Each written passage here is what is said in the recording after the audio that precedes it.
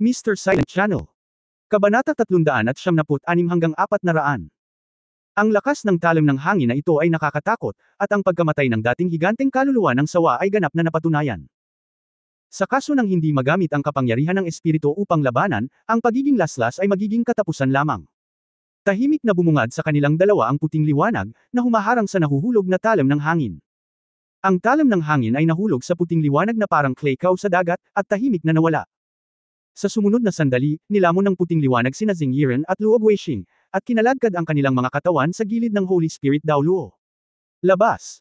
Nang nasa labas na silang dalawa, sa wakas ay dumating si Yang Yansaya sa harap ni Guyu at Xu Xiaoyan. Biglang humakbang si Xu Xiaoyan at binato siya ng sibat ng yelo. Sinampal ni Yang Yansaya ang malaking paa ng oso, at nabasag ang sibat ng yelo. Ate Guyu, tumakbo ka. Ibinuka ni Xu Xiaoyan ang kanyang mga braso ng desperadong at sumugod kay Yang Yansaya. Alam niya na hanggat binibili niya ang oras para kay Guyu, ilalayo niya ang kanyang sarili kay Yang Yansaya. Sa lakas ni Guyu, hindi naging problema si Yang Yansaya. Si Yang Yansaya ay hindi kasing depressed ni Luo Guixing, sa kabaligtaran, medyo proud pa siya sa oras na ito. Kung tutusin, kailangan ko pang umasa sa lakas ko. Malapit na siya, paano niya mabibigyan ng pagkakataon sina Xu Xiaoyan at Guyu? Gamit ang kanyang kaliwang kamay, dumiretso siya sa balikat ni Xu Xiaoyan at hinawakan ito nang hindi nasaktan ang babae. Kasabay nito ang pagtapak ng kanang paa niya sa lupa. Ang malakas na puwersa ng pagkabigla ay walang alinlangan na sisira sa pagiging epektibo ng labanan ni Guyu. Siyempre, 4 na tao ang na-eliminate sa larong ito, ngunit sa huli, kailangan ko pa ring umasa sa aking Golden Bear na Yansaya para ibalik ang takbo. Puff! Tumpak na hinawakan ni Yang Yansaya si Xu Xiaoyan gamit ang kanyang kaliwang kamay at itinaas siya. Parang nabubuo ang lahat patungo sa script na nasa isip niya. Gayunpaman, sa sandaling ito, biglang, isang paa ang tahimik na lumitaw sa gilid ng kanang tuhod ni Yang Yansaya. Tapikin ang mga daliri ng paa sa gilid ng kanyang tuhod. Ang kapangyarihang naitatak ni Yang Yansaya ay biglang tumakbo palayo at sumipa sa hangin. Siya mismo ang sumuray-suray dahil sa biglaang pagbabago ng center of gravity at muntik ng mahulog. Pagkatapos ay naramdaman na lang niya na may bulaklak sa kanyang harapan, at nawala si Xu Xiaoyan, na nasalo sa kanyang kamay. Isang chubby figure ang tumayo sa harap ni Xu Xiaoyan at Guyu. Hehe, nandyan ako. Siya yun. Nang makitang malinaw ang lalaki, may nahulog na salamin sa ibabaw at sa labas ng stage. Paano kaya siya? Tulala rin si Yang Yansaya.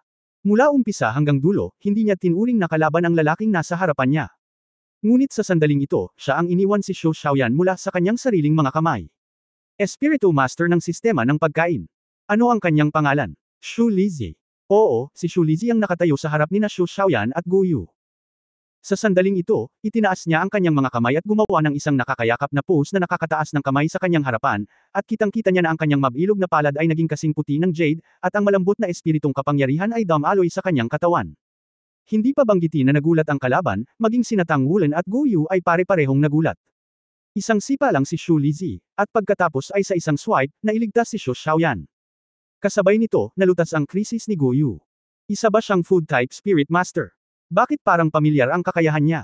Si Yang Yansaya ay umungal at sumabog kay Xu Lizi ng isang suntok. Talagang hinarang siya ng isang food element soul master, na sadyang hindi mapapatawad. Ang mga yapot ni Xu Lizi ay nagbago, ngunit ang kanyang tila napakataba na katawan ay lumitaw na napaka-flexible. Hindi siya nakipag-away ng direkta kay Yang Yansaya. Tumabi siya at tumabi, habang itinutulak ng pabilog ang kanyang mga kamay, sinuray-suray niya ang katawan ni Yang Yansaya mula sa gilid ng ilang hakbang. Kahit na ang buong proseso ay tumatagal ng maikling panahon, ito ay gumaganap ng isang mapagpasyang papel.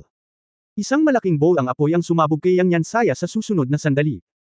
Boom! Ang maitim na gininto ang buhok ni Yang Yansaya ay kumikinang, na humaharang sa karamihan ng lakas ng pagsabog.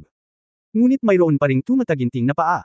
Sinamantala ni Xu Lizi ang pagkakataon upang makalibot sa kanya at bahagyang nagpakita sa takong ni Yang Yansaya. Sabay tulak ng kaliwang kamay sa center of gravity ng bewang at tiyan. Si Yang Yansaya ay sumuri-suray at umatras ng ilang hakbang. Kung hindi dahil sa napaka-stable niyang chassis, natatakot ako. Babagsak ang isang ito. Dumating ang pangalawang bola ng apoy pagkatapos noon. Boom! May isa pang pagsabog. Si Yang Yansaya ay nagkaroon lamang ng oras upang bombahin ang kanyang mga kamao, na nakaharang sa bowl ang apoy. Gayunpaman, sa oras na ito, ang pagiging epektibo ng labanan ni Guyu ay ganap na na-deploy, at ang mga bowl ang apoy ay patuloy na bumaril at binomba siya tulad ng isang kaskad ng mga kanyan. Sa gitna ng marahas na dagandong, paulit-ulit na ibinato ni Yang Yansaya ang kanyang mga kamao bilang tugon. Ngunit hindi na ito makakarating pa. Si Xu Xiaoyan ay gumaan din sa oras na ito, at ang mga sibat ng yelo ay nagsimulang mamuo sa kanyang mga kamay. Sa puntong ito ng laro, makikita ng sinumang may matalinong mata na walang suspense at ang kalalabasan ay tinutukoy. Sa ilalim ng entablado ng kompetisyon, ang lahat ng mga mag-aaral sa unang baitang ay natulala na. Sa simula ng larong ito, tila siyang Yansaya at silang lima ay malamang na manalo anumang oras. Nang lumitaw ang Nether White Tiger, naramdaman nila na sila ay nakatakdang manalo. Nang ang Dark Magic Sickle ni Shu Yucheng ay umindat at nilasla si Xexi, naisip nila na sila ay nakatakdang manalo. Si Tang Wulan at Wu Saidua ay parehong nasa labas, at nang sila ay 3-on-3, naisip din nila na sila ay nakatakdang manalo. Kahit sa huli, nang lumapit siyang Yansaya kina Goyu at Shu Xiaoyan, naisip pa rin nila na determinado silang manalo. Ngunit, ito ang mga punto sa oras na akala nila ay nanalo sila, ngunit sa huli ay napaatras sila isa-isa. Ang mga ito ay niresolba ni Tang Wulan at ng kanyang mga kaibigan isa-isa. Ang huling nagwagi ng bawat nanalo ay si Tang Wulan at ang iba pa. Sa wakas ay napangiti si Shu Xiaoyan. Ang ikatlong spirit ring ay nagbigay sa kanya hindi lamang ng Ice Bear Spirit at ng Blizzard, ngunit sa wakas ay na-unlock din ang kanyang Star Wheel, na nagbigay daan sa kanya na magamit ang unang kaluluwa ng Star Wheel sa araw. Sanay. Ang Star Wheel Chain ay masasabing final winner. Kahit na walang aksyon ni Shu Lizzy, kumbinsido siya na sa kakayahan ni Goyu na manipulahin ang mga elemento, kasama ang paggamit ng mga elemento ng espasyo, hindi magkakaroon ng pagkakataon siyang Yansaya. Kung gaano talaga kalakas ang lakas ni Goyu, ang team lang nila ang tunay na makakaintindi. Sa larong ito, hindi tuluyang sumambulat si Goyu. Tumigil ka. Ang malamig na boses ni Wu Changkong ay umalingaw sa entablado. Napaatras siyang Yansaya ng ilang hakbang ng isang malaking bowl ang apoy, at pagkatapos ay tumigil, puno ng depresyon ang kanyang mukha. Tapos na ang laro. Nanalo ang Tang Wulan team. Sumakay si Wu Changkong sa entablado ng kompetisyon at nagpahayag na may blankong mukha. Nanalo kami, nanalo kami. Tumalon si Shu Xiaoyan sa gitna ng mga tagay, niyakap si Goyu, tumalbog sa paligid, pinunasan ng luha ang kanyang mga mata. Sa di kalayuan, si Xexi, na ginagamot ng Holy Spirit Daoluo, ay nag-aatubili na tumayo sa tulong ni Tang Wulan. Ang kanyang mukha ay mapatla, ngunit ang kanyang mga mata ay puno ng pagmamataas at katigasan ng ulo. Nanalo, nanalo kami, hindi ko kinaladkad ang mga kasama ko. Napakapit din ng mahigpit ang mga labi ni Tang Wulan. Oo, nanalo sila. Gamit ang sarili nilang lakas, sa wakas ay napatunayan nila ang kanilang sarili sa 5-5 competition na ito. Ainal-alayan niya si Xexi at hakbang-hakbang na naglakad patungo sa mga partner. Nagsama-sama ang limang tao, nagkalat ng mga braso at sabay na niyakap ang isa't isa. Nanalo! Nanalo tayo! Kami ang pinakamahusay. Si Wu Saidua ay nakatayo sa gilid na walang laman, ang mukha ni Shu Yucheng ay tila mas namutla. Lungkot ang mukha ni Luo Guixing, at hindi na siya ngumiti. Mukhang ayaw ni Xing Yiren. Mula simula hanggang wakas, hindi niya ipinakita ang kanyang lakas sa larong ito. Siyang Yansaya ay nakatayo pa rin sa field, ngunit siya ay tulad ng isang manunood sa oras na ito, nakikita lamang ang iba na nagpapasaya, at walang kinalaman sa kanya. Ang natalo ay nakatadhana na makalimutan lamang. Kabilang sa limang nagyayabang tao, biglang binitawan ni Goyu ang mga brasong nakahawak kay Tang Wulan, tumalikod at naglakad sa gilid ng platform ng kompetisyon, tumalon at tumalon pababa. Ilang hakbang ang dumating sa harap ni Ye Xinglan na tumayo at naikuyom ang kanyang mga kamao. Bago pa makapag-react si Ye Xinglan, niyakap na niya ito ng mahigpit. Salamat. Kasama mo kami sa laban na ito. Ang boses ni Goyu ay umalingaw sa mga tainga ni Ye Xinglan. Natigilan si Ye Xinglan, at sa wakas ay lumitaw ang isang ngiti sa palaging malamig na mukha, bahagyang nakaawang ang mga sulok ng kanyang mga labi, hindi siya nagsalita, ibinuko lang ang kanyang mga braso at niyakap si Goyu. Walang katulad ng pagbabahagi ng kagalakan at kalungkutan, pagbabahagi ng mga kapigatian, at pagtutulungan para sa kaluwalhatian upang mapahusay ang relasyon sa pagitan ng bawat isa. Sa sumiklab na labanan pagkatapos ng mahabang pagsupil, nanalo sila, at hindi lang sila ang nanalo sa kalaban. Mas nagiging intimate din ang isa't isa. Kinuha ni Goyu si Ye Xinglan at bumalik sa entablado. Naghihintay na doon si Tang Wulan kasama ang tatlo pa. Nagkatinginan ng 6 na tao at sabay na tumalon ng mataas, nagyaya. Kung tutusin, 13 taong gulang pa lang sila. Mabagal na lumakad ang Holy Spirit Daoluo sa tabi nina Shen Yi at Wu Changkong.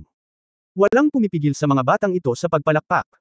Ang limang yang Yansaya ay malungkot na bumaba sa entablado sa oras na ito, walang nagsalita, at ang ekspresyon ng lahat ay malungkot lamang.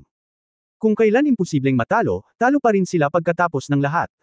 Para sa kanila, ang larong ito ay parang bangungot. Ngumiti si Holy Spirit Daoluo at nagsabi, nakikita ko ang pag-asa sa mga batang ito. Sila ay malakas, matapang, matyaga, at matalino. Nagturo ka ng mahusay. Maigsi na sinabi ni Wu Changkong, sila ang kanilang namumukod tangi. Napangiti si Shen Yi. Nang si Goyu at ang iba pa ay nanalo sa huling tagumpay, malinaw na nakita niya ang pananabik sa mga mata ni Wu Changkong. Ang pakiramdam ng aking senior na kapwa ay tiyak na hindi kalmado tulad ng sa ibabaw. Okay. Ang malamig na boses ni Wu Changkong ay tumunog, na nagpatahimik sa nagpapalakpak na si Tang Wulan na 6 na tao, at ang kanilang mga mata ay lumingon sa kanya. Mahina na sinabi ni Wu Changkong, na panalo mo ang mga pagsubok sa klase. Susunod, kakatawanin mo ang aming klase at ang ikalawang baitang unang klase para sa pagpapalitan ng labanan ng koponan. Kung kinakailangan, may karapatan kang pumili ng isa pa mula sa klase. 2 estudyante ang pandagdag sa iyong koponan. Bumuo ng 7 tao. Sa sandaling lumabas ang mga salitang ito, lahat ng 5 Wuziduo, nakakababa lang sa pwesto, ay nagtaas ng ulo. Lalo na sina Wu Ziduo at Luo Guixing. Napatunayan na ni Tang Wulan gamit ang battle armor sa kanyang kanang kamay na ang spirit metal ay maaaring huwad sa battle armor, na magagawa nila sa yugtong ito. Kung hindi magsisisi ang dalawa, imposible, tutal, battle armor production team pala sila.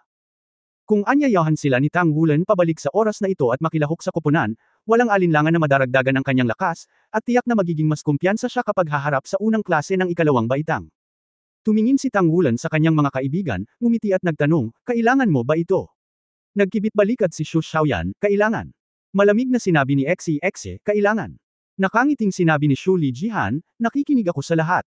Nagkatinginan sina Guyu at Ye Xinglan, at sabay na sinabi ng dalawang babae, hindi na kailangan. Lumingon si Tang Wulan kay Wu Changkong at ngumiti, oo, hindi namin ito kailangan. Sa sandaling lumabas ang pangungusap na ito, nagkaroon ng kaguluhan sa ibaba.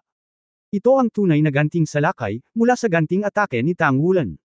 Kailangan mo ba kailangan ka ba ng first grade team? Ang sagot ay, hindi. Kung wala ka, maaari din kaming kumatawan sa general. Listahan ng juvenile genius. WTF. Tumalikod si Wu Ziduo at umalis, madilim at malamig ang mukha ni Luo Guixing. Ngumuso si Xu Yucheng, at tumalikod din. Galit ang mukha ni Xing Yiren, at malakas niyang iwinagayway ang kanyang kamay at umalis. Tanging siyang Nyansaya lamang ang nakatayo roon ng hindi gumagalaw, ngunit ang kanyang mga kilay ay nakakunot, nag-iisip. Tapos na ang tunggalian ng pinakamalakas na pangkat, na may hindi inaasahang pagtatapos. Si Tang Wulan pa rin ang monitor ng first grade class. Ang lakas ay nagpapatunay sa lahat. Nang ipahayag ni Wu Changkong ang kanyang dissolution, lahat ng mga estudyante sa unang baitang klase ay tahimik na naghiwa-hiwalay. Hindi pa sila ganap na nagigising hanggang ngayon. Napakalakas pala ng squad leader. Lumalabas na hindi si Wu Ziduo ang pinakamalakas sa klase. At least kayang labanan siya ng pinuno ng squad. Lumalabas na sapat na ang lakas ni Xe para saktan pareho sina Xu Yucheng at Xu Yucheng. Lumalabas na si Xu Xiaoyan ay hindi lamang isang klorera. Lumalabas na ang food-type spirit masters ay maaari ding magkaroon ng tiyak na lakas ng santukan. Nagkamali pala kami. Ang isang laro ay nagdala sa kanila ng napakaraming orihinal at napakaraming kung. Walang sinuman sa klase sa unang baitang ang makakayanan ng posisyon ni Tang Wulan. Lalakas lang siya. Sa pagsuporta sa isa't isa, ang 6 na Tang Wulan ay umalis sa kompetisyon. Ang buong paglaya ng puso ay nagdulot sa bawat isa sa kanila na magkaroon ng hindi maitagong ngiti sa kanilang mga mukha sa oras na ito, maging si Ye Xinglan. Lizzie, mahirap para sa amin na itago ito. Isa ka ring alagad ng Tang sect. Niyakap ni Tang Wulan si Xu Lizzie. Sa nakaraang laro, ginamit niya ang natatanging Xuanyu na kamay ng Tang sect, ang natatanging diskarte ng Tang sect para kontrolin ang mga crane at paghuli ng mga dragon, kasama ang mga natatanging multo at anino ng Tang sect. Kung hindi dahil sa papel ng 3 dakilang Tang sects, paano niya haharingin siyang Nyansaya, ang gintong oso? Bagamat ang direktang pagharap sa kanya ay hindi maaaring maging kalaban ni Yang Nyansaya, ngunit sa ganoong kakayahan ng santukan, naging hadlang siya kina Guyu at Xu Xiaoyan sa pinakakritikal na sandali, at sa wakas ay pinrotektahan sila at nanalo. Sino ang nagsabi na ang Food-Beast Spirit Masters ay walang combat effectiveness?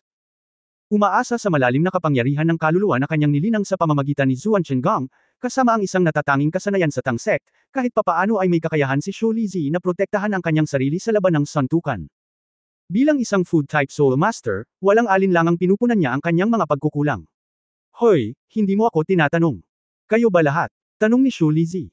Sinabi ni Tang Wulan, maliban kay Guyu na sumali sa Spiritual Pagoda, lahat tayo ay mga disipulo ng Tang sect. Matagal na panahon na rin mula noong pumunta ako sa Tang sect para suriin ang level. Kung magbabalik tanaw, maaari mo na lang kaming dalhin sa sangay ng Tang sect sa Shrek City. Maglakbay. Tumawa si Xu Lizzie at sinabing, si Sister Xinglan ay isa ring disipulo ng Tang sect. Magkaklase pa rin pala tayo. Tumingin si Tang Wulan kay Ye Xinglan at taos-pusong sinabi, salamat. Sumulyap si Ye Xinglan sa kanya, hindi. Kinuha ko rin ang iyong Diyos na metal. Pagkatapos ng paghaharap sa ikalawang baitang at unang klase, maaari na akong maglaro. Pagdating ng oras, huwag mo akong pigilan. Tumawa si Tang Wulan, maaaring totoo iyon. Ngumiti din si Ye Xinglan. Matigas na sinabi ni Tang Wulan, ang ikalawang baitang at ang unang klase ay napakalakas. Hindi madaling talunin sila. Umubo si Xe. Oo. Oo. Kinagat ni Xu Xiaoyan ang kanyang mga labi, ang taong nagwawalis ng sahig at nagpupunas ng salamin araw-araw, huwag ibunyag ang ating mga panloob na sekreto. Namula ang mukha ni Xe, ngunit nakakagulat na hindi siya tumanggi. Siyempre malakas ang unang klase ng second grade, not to mention others, si Yuan Anyahui lang talaga ang kalaban nila. Malakas si Wu Si Duo, ngunit ang kanyang Nether White Tiger ay may kaunting explosive power. Pero iba si Yuan Anyahui, super strong lahat ng Titan Great Ape Martial Spirit niya, Fallen Angel Martial Spirit. Kasama si Le Zhenghao, ang may-ari ng sagradong anghel na martial spirit na ang antas ng paglilinang ay hindi gaanong mas masahol kaysa sa kanya, ang dalawang taong ito ay napakahirap ng pakitunguhan. Imposible rin na silang dalawa lang ang malalakas sa second grade class. Ang masayang kapaligiran ng Tang Wulan at ng iba pa ay ganap na naiiba, sina Luo Guixing, Wu Sido, Xu Yucheng, Yang Yansaya at Xing Yiren. Paano tayo natalo? Medyo hindi pa rin makapaniwala si Xing Yiren sa huling resulta. Nawala. Talagang natalo sila, it was a baffling loss. Noong una, lagi nilang iniisip na ito ay isang nakadudurog na tagumpay.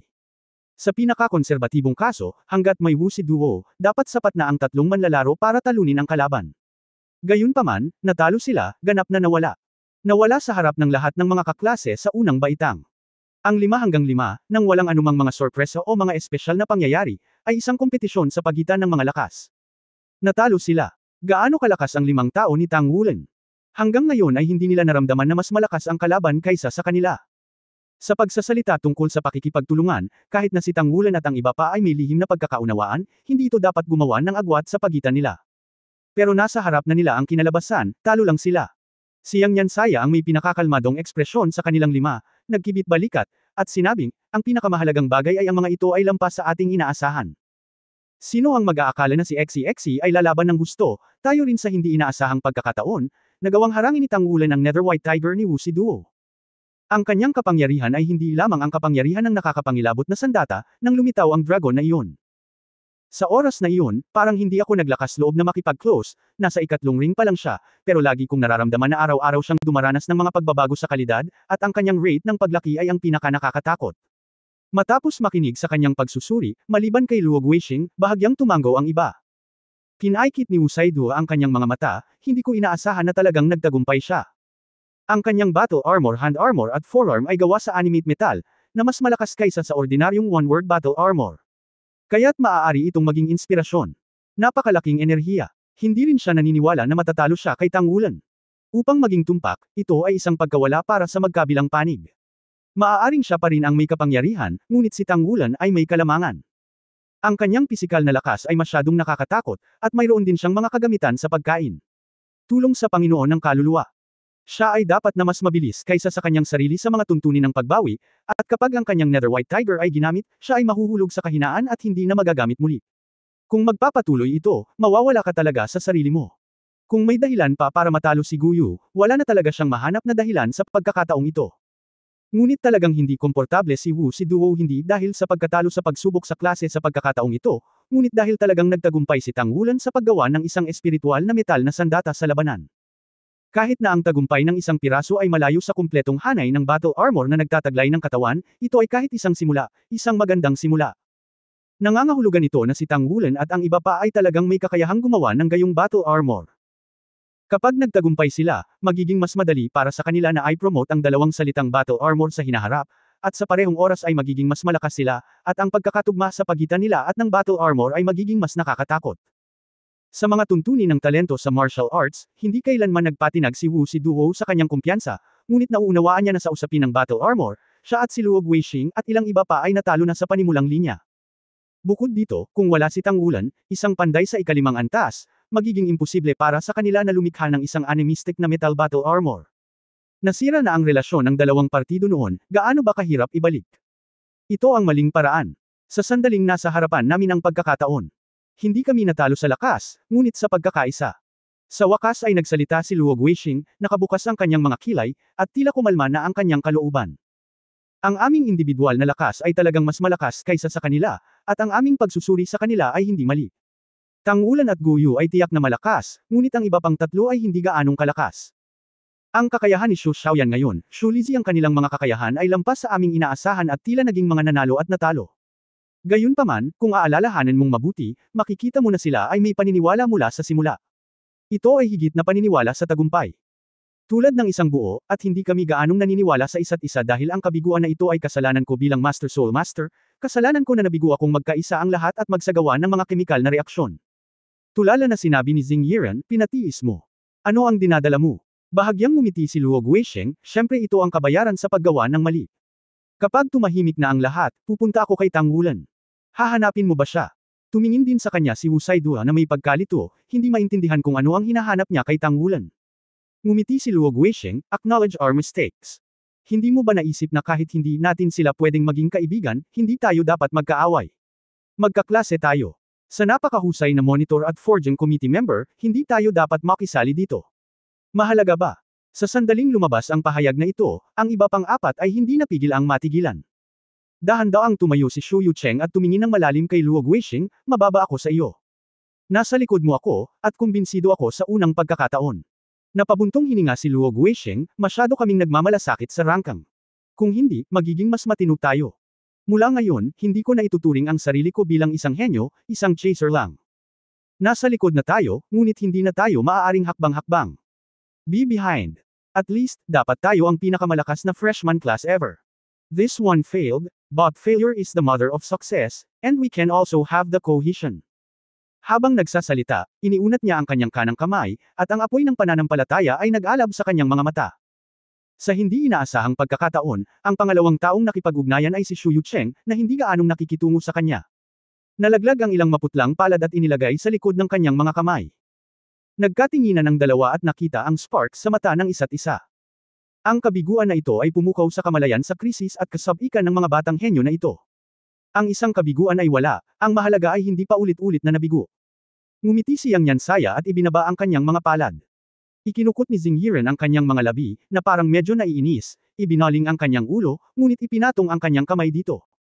Huminga ng malalim si Wu Siduo, oo, magiging chaser tayo. Gaya ng sinabi niya, iniunat din niya ang kanyang kamay, at tuluyang damapo dito. Sa sandaling ito, tila naramdaman nilang lahat ang pagkakaisa na sinabi ni Luo Guisheng kanina. Lugar ng dormitoryo para sa mga working study na estudyante. Bang, bang. May kumatok sa pinto. Si Xu Xiaoyan ang pinakamabilis na kumilos at lumundag para buksan ang pinto. Sa labas ng pinto ay si Le Zhenggayo. Ngunit ang kanyang ekspresyon sa oras na ito ay tila kakaiba, medyo nag-aalangan na magsalita. Zhenggayo, pasok ka. Si Tang Wulan ay ganap ng gumaling sa oras na ito, at ang mga side effect ng dalawang uhaw sa dugo na bean-paste bun ay mabilis na nakabawi sa kanya. Si XCXC ay nakahiga pa rin ngayon, ngunit siya ay tulad ng isang okay na tao. Ito ang puwang sa physical fitness. Pumasok si Le Zhenggayo. Sa sandaling ito, dahil hindi pa oras para magpahinga sa gabi, hindi nahubad ang mga kurtina sa dormitoryo, at ang mga mata ng lahat ay nakatuon sa kanya. Hindi dito nakatira sina Xu Lizhi at Ye Xinglan. Hindi sila working student, at nakatira sila sa dormitoryo ng teaching building ng kolehiyo. Gayunpaman, para sa kaganhawahan, nag-a-apply din sila para sa mga mag-aaral sa pag-aaral sa trabaho at planong pumunta dito upang manirahan kasama ang lahat. Pagdating ng panahon, ang paaralan ay mangangailangan ng isang silid, at magiging mas maginhawa para sa mga lalaki at babae na magkahiwalay. Ngayon sila ay 3 lalaki at 3 babae. Sinabi ni Le Zhenggayo na may ngiti sa kanyang mukha, nabalitaan kong nanalo ka sa pagsubok sa klase. Binabati kita. Sinabi ni Tang Wulan, hindi ka ba narito upang tiktikan ang sitwasyon ng militar? Humalaklak si Le Zhenggayo, hindi totoo yan, hindi ko masyadong naisip. Pero, nabalitaan ko na gumamit ka ng battle armor sa laro ngayon. Talaga o peke? Nakagawa ka na ng salita. Battle armor ba ito? O gawa sa animate alloy? Tumawa si Tang Wulan at nagsabi, ang balitang ito tungkol sa iyo ay mabilis na kumalat, oo, nagtagumpay kami. Ito ang battle armor na tinulungan ni Xinglan na gawin ko. Xinglan, sino iyon? Tumingin si Le Zhenggayo kay Tang Wulan ng walang laman. Mahiwagang sinabi ni Tang Wulan, malapit na tayong maging magkaribal. Sesabog ba ako sa oras na ito?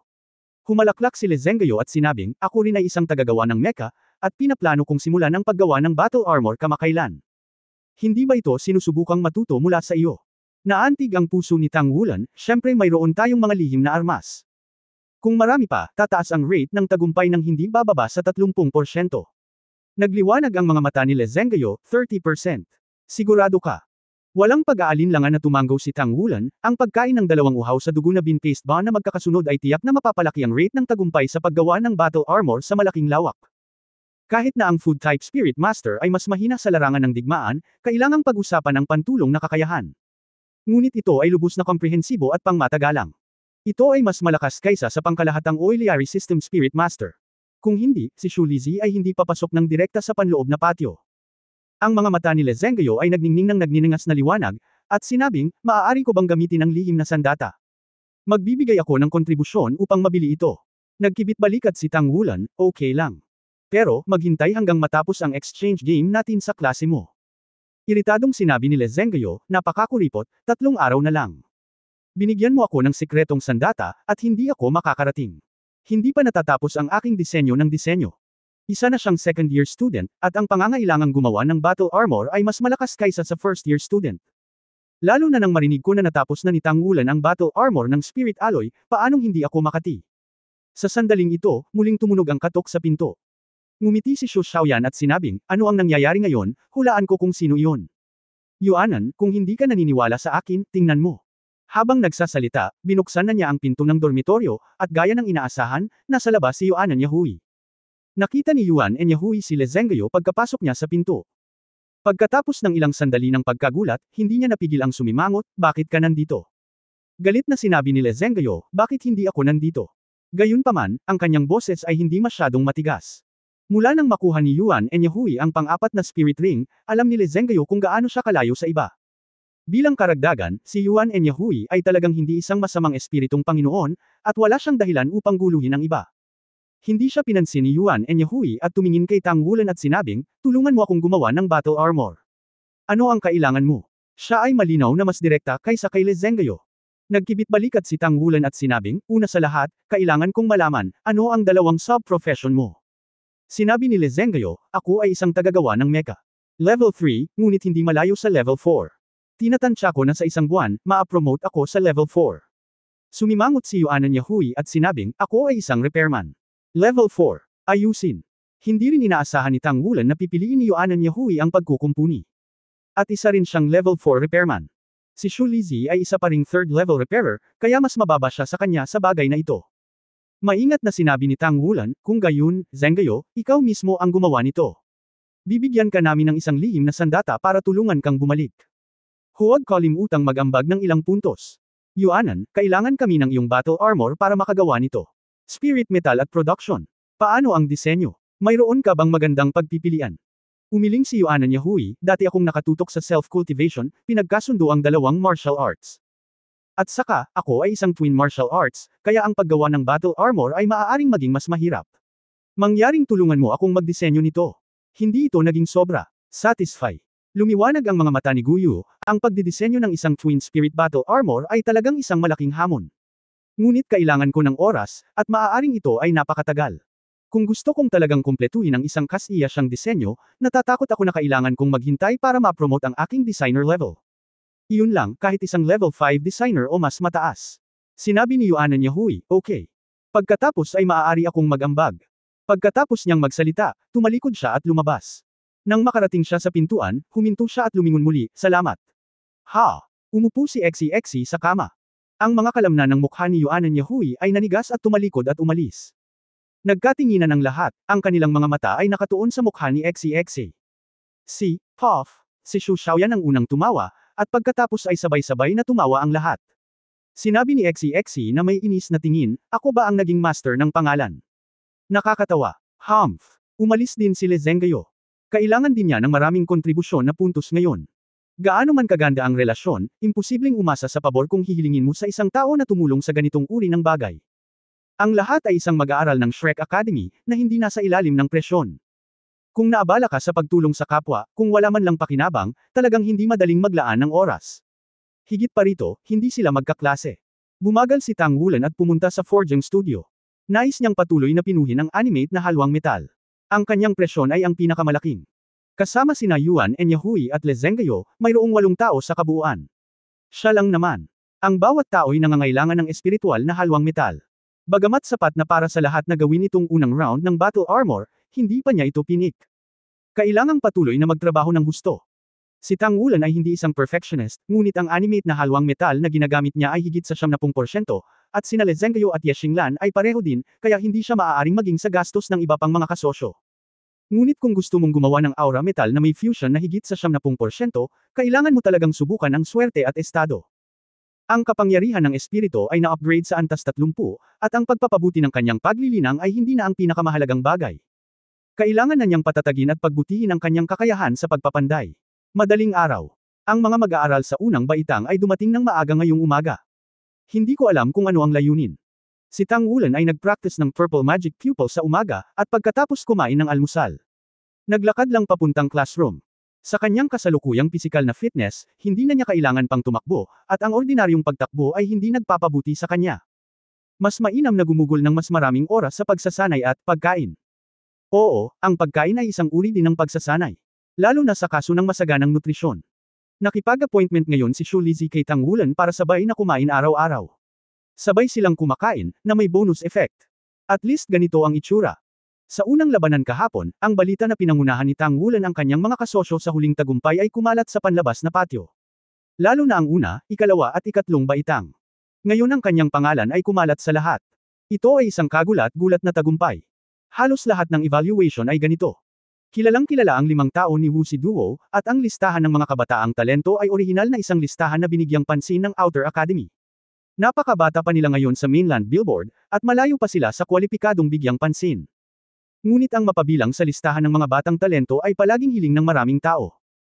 Gayunpaman, sa ilalim ng pamumuno ni Wu Saidua, na pumasok sa nangungunang 10 sa listahan ng mga batang henyo sa edad na 13, lahat ng 5 batang henyo ay talagang natalo sa pangkat ng Tang Wulan, na walang kahit isang miyembro ng listahan ng kabataang henyo.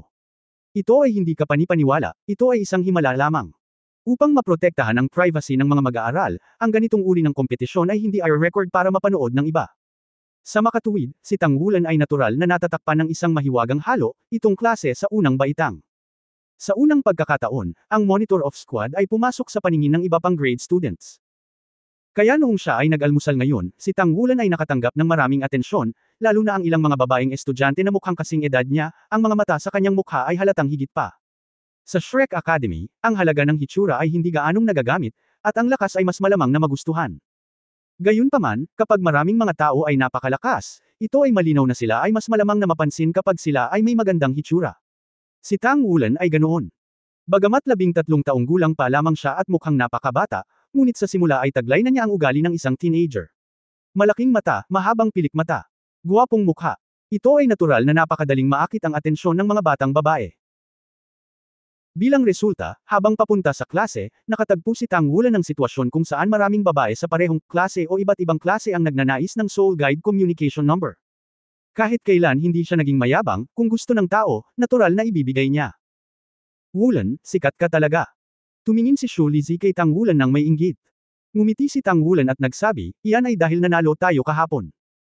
Nagkibit balikat si Shu Lizzie, kung ganoon ay miyembro din ako ng team, bakit walang pakialam ang isang babae sa aking numero ng telepono? O dahil ba ay maganda ka? Ngumiti si Tang Wulan at sinabi, ito ay ibinigay ng aking mga magulang, at hindi ko mapigilan. Medyo nakaramdam siya ng kaba nang banggitin niya ang kanyang mga magulang. Ilang taon na ang nakalipas mula nang umalis ang kanyang mga magulang, ngunit wala man lang balita. Hanggat babalik ang mga magulang, o makipag-ugnayan kay Teacher Mang Tian, natural niyang makukuha ang kanyang Soul Guide Communication Number. Naghihintay si Tang Wulan, ngunit walang balita. Hello, pinuno ng pangkat. Isang boses ang gumising kay Tang Wulan sa kanyang pag-iisip. Pag-angat ko ng tingin, may nakita akong medyo pamilyar na kaklase na sumalubong sa kanya sa corridor. Hello. Ngumiti pabalik si Tang Wulan. Hello, class leader. Marami na sa mga kaklase na nakasalubong ko sa corridor ang bumati sa kanya bago siya dumating sa klase.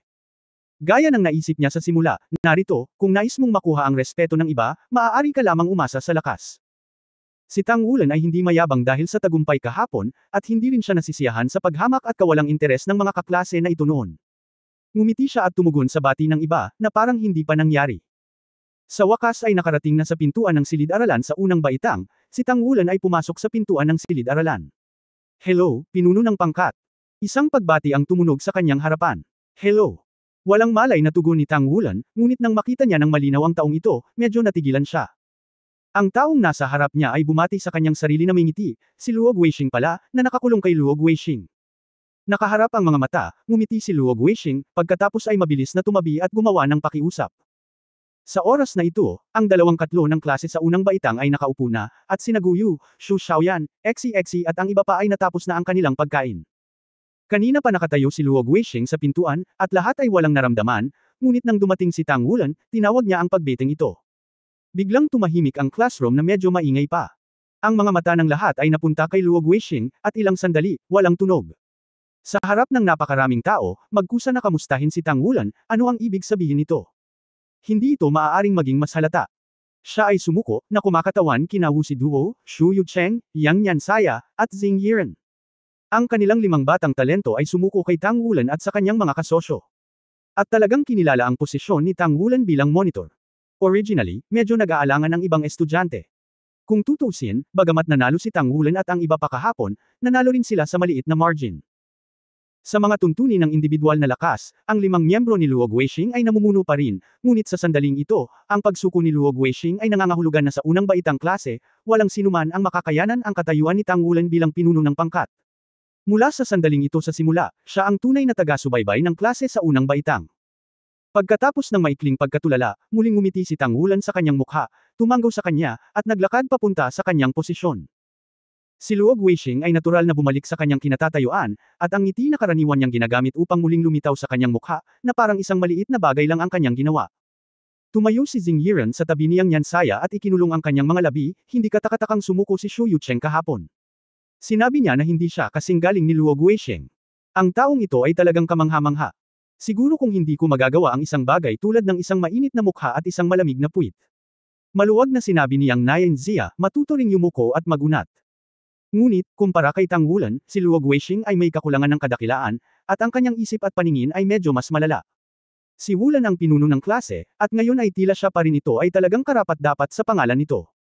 Kinuha mo na ba? Tumangala si Xing Yiren kay Yang Yansaya. Tanong pabalik ni Yang Yansaya, hindi ka pa rin ba kumbinsido? Ngumuso si Xing Yiren, hindi ako katulad mo. Binibigyang pansin ng ating Poison Soul Master ang pagpatay sa isang suntok. Paano naman ang kanyang malakas na lakas? Kapag nahuli siya ng aking Jade Snake Venom, hindi na rin siya makakaligtas at mamatay. Bakit ako makukumbinsi? Nagkibit balikat si Yang Yansaya at sinabing, bahala ka. Babalik muna ako sa upuan ko. Sa pagtingin sa likuran ng kanyang pag-alis, si Xing Yiren ay bamulong ng masama, wala. Ang kanyang tingin ay bumagsak muli kay Tang Wulan, at hindi niya talaga napagtanto na ang kanyang tingin kay Tang Wulan ay talagang nagbago ng hindi nalalaman. At ang pagbabagong ito ay isang bagay na ayaw niyang aminin. Ganun pa rin ang klase. Sina Shen Yi at Wu Changkong ay hindi gumawa ng anumang conclusion tungkol sa laro kahapon. Ang mga katotohanan ay nasa harap niya, kung sino ang makapasok sa Shrek Academy ay hindi masyadong matalino, maghusga lamang sa kanyang sarili. Ang nakikita mo sa larangan ng digmaan ay palaging resulta. Kahit gaano pa ito kalakas, kapag natalo ka sa huli, talo ka. Si Tang Wulan ay nasa pinaka-relax na oras niya sa klase araw-araw. Hindi mahina ang lakas ng kanyang pag-iisip, napakahusay ng kanyang memorya, madali niyang maalala ang lahat ng natutunan niya sa klase, at gumaan ang kanyang katawan sa umaga ng klase. Sa hapon, ipagpapatuloy niya ang kanyang forging exercises, at sa gabi ay magiging soul power cultivation. Kung tungkol sa aktwal na labanan, wala siyang masyadong oras para dito sa ngayon. Makalipas ang 3 araw, magkakaroon ng exchange match sa pagitan nila at ng unang baitang ng ikalawang baitang. 3 araw na lang, wala nang silbi ang pudgiling ng baril. Ni hindi nila alam kung sino ang mga miyembro ng unang klase ng ikalawang baitang, at wala silang gaanong kailangang ihanda. Inaasahang nasa entablado sina Yuan Enyahui at Le Zhenghao. Para sa kanila, tinalakay ni Tang Wulan ang ilang target na taktika sa kanyang mga kasosyo. Hindi lang alam kung gaano kalakas si Yuan Enyahui pagkatapos pumasok sa 4 Environment Realms. Makalipas ang 3 araw. Ngayon ay pupunta ako upang makita ng personal ang paligsahan sa pagitan ng iyong dalawang klase. Ang kolehiyo ay magbibigay ng isang grupo ng mga kontribusyon na puntos bilang mga gantimpala para sa nanalo. Sabi ni Kai Yir kina Shen Yi, Wu Changkong at ang guro ng klase sa ikalawang baitang na nakatayo sa harapan niya. Ito. Nagkatinginan sina Wu Changkong at Shen Yi, at pagkatapos ay tumingin sa guro sa ikalawang baitang at unang klase sa tabi nila. Medyo nagulat sila. Bilang dekano ng dayuhang patio, si Kai Lao ay talagang hindi masyadong namamahala sa mga bagay-bagay. Kapag naabot niya ang kanyang antas, gumugugol siya ng mas maraming oras sa pagsasanay. Bilang isang spirit master, kahit na pumasok ka sa may pamagat na Daoluo Realm, hindi mo ito magagawa ng isang beses at para sa lahat, kailangan mong patuloy na magsanay, pagsamahin ang iyong sarili, at patatagin ang iyong malaking enerhiya. Kaysa sa mainit na pampalusog labanan na kasuot, antalahin ang pagtanda. Pero simula nang pumasok ang freshman class na ito, tumaas ng husto ang atensyon ni Mr. Kai sa mga freshmen sa unang baitang. Ang Silver Moon Daoluo na ito ay lumitaw ng higit sa isang beses sa unang baitang klase. Nang isagawa ang pagsubok sa klase noong araw na iyon, bukod sa Holy Spirit Daoluo bilang referee at therapist, nandoon talaga si Kai Lao, ngunit nasa lugar siya kung saan hindi nakikita ng mga estudyante. Hindi welcome. Sinulyapan ng matandang Kai ang mga taong ito sa harapan niya. Siyempre welcome. Nagmamadaling sabi ni Shen Yi. Karaniwang hindi pinapansin ni Kai Lao ang maliit na bagay na ito. Kung gayon ay umalis na tayo. Ganap na ipinakita ni Kai Lao ang kanyang masigla at masiglang panig. Si Wu Changkong at Shen Yi ay medyo walang magawa. Naghahanda na sila para makipagkumpetensya sa klase sa ikalawang baitang sa madaling araw, ngunit tinawag sila ng isang soul guide mula sa Kai Lao. Bilang din ng Foreign Academy, ang pag-aalala ni Kai Lao ay katumbas ng pagtaas ng larong ito sa antas ng akademya. Ngunit hindi ito ang gustong makita ni na Shen Yi at Wu Changkong. Ito ay hindi isang taong gulang, ngunit 3 taong gulang na isang pagkakaiba ng grado. Sila mismo ay hindi masyadong optimistiko na ang unang baitang klase ang mananalo. Bagamat 5 sa mga kabataang henyo ay nasa unang baitang klase, pagkatapos makapasok sa akademya, hindi bababa sa bago ang graduation, lahat ng datos sa akademya ay pinananatiling confidential sa labas ng mundo. Hindi magbabago ang kanilang ranggo. Matapos mag-aral sa Shrek Academy sa loob ng 3 taon, ang pagbuti ay hindi kahit kaunti. Ang pagiging concern ng kolehiyo, kung matatalo ka ng sobra, siguradong malaking dagok ito sa unang baitang. Naging masigla ang kompetisyon ngayon. Maagang dumating ang mga estudyante mula sa unang baitang at ikalawang baitang. Ang pangkalahatang edad ng mga mag-aaral sa unang baitang at unang klase ay nasa pagitan ng 13 at 14 na taong gulang, at ang pangkalahatang edad sa ikalawang baitang at unang klase ay nasa pagitan ng 15 at 17 taong gulang. Dahil mayroon lamang maximum na limitasyon sa edad kapag nag-enroll, ngunit walang minimum na kinakailangan sa edad, ito ay naging sanhi ng hindi pagkakapantay-pantay sa edad. Sa unang baitang bahagi, ang mga mag-aaral ay medyo sabik na subukan, at sa ikalawang baitang bahagi, ito ay tila mas kalmado. Isang termino na, halatang mas kalmado. Si Yuan Enyahui ay nakatayo sa harapan ng Class 1 sa ikalawang baitang. Kung titingnang mabuti, makikita mo na ang mga mag-aaral sa ikalawang baitang at unang klase ay lubos na kumbinsido sa kanya. Kapag may konting galaw, basta sumulyap siya, matatahimik na siya agad. Sa relatibong pagsasalita, ang unang baitang ng ikalawang baitang ay halatang mas katulad ng kabuuan. Pagkatapos ng klase sa unang baitang ilang araw na ang nakalipas, ang kapaligiran ay naging mas maayos. Maging si Luog Weishing ay sumuko na, at ang mga ordinaryong estudyante ay walang dahilan upang muling puntiryahin si Tang Wulan. Kaya lang, ang mga ugali na nabuo bago pumasok sa Shrek Academy ay hindi ganoon kadaling mapabuti. Pinagmamasdan ni Tang Wulan si Yuan Enyahui na nasa tapat, at pinapanood din siya ni Yuan Enyahui. Walang komunikasyon sa pagitan ng dalawang panig, at ngayon ay pareho silang kumakatawan sa klase bilang monitor. Sa exchange game na ito ang kalaban. Sa sandaling ito, isang grupo ng mga guro ang nag-file. Yung naglalakad sa unahan, ilang araw pa lang silang nagkita. Ito ay ang nakamamanghang mukha ng banal na espiritu Daoluo Yoli. Habang naglalakad kasama niya, siya ang din ng outer court, si Silver Moon Daoluo Kai Lao, ngunit nagulat si Tang Wulan. Ang pagtuklas, si Kai Lao ay sadyang nahulog sa likod ni Yoli ng kalahating hakbang. Lahat sila ay may titulong Daoluo, at sa napakataas na katayuan sa akademya, si Elder Kai ay nasa kalahating hakbang pa rin sa likod ng Holy Spirit Daoluo. Ibig sabihin, sa Shrek Academy, mas mataas pa ang status ng Holy Spirit Daoluo kaysa sa Old Silver Moon Daoluo Kai. Ang pangunahing kakayahan ng Holy Spirit Daoluo ay tumulong sa pagpapagaling. Ang katayuan ay maaaring napakataas, dapat na mayroong ilang nakatagong misteryo dito. For more videos, please like, share and subscribe.